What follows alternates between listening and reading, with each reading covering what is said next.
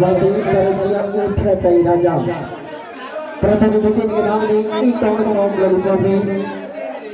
प्रतिनिधि के काम करो और मेरे पीने का इंतजाम करो आगे बढ़ो तो ये काम करो और मेरे पीने का इंतजाम करो और अच्छी गाना बनाने के काम करो कई काम ये काम देंगे